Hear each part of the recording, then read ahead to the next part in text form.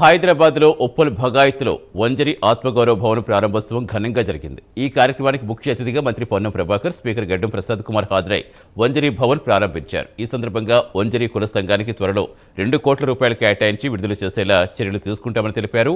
బలహీన వర్గాల అభివృద్ధికి ఐక్యంగా కలిసి పనిచేద్దామని మంత్రి పిలుపునిచ్చారు।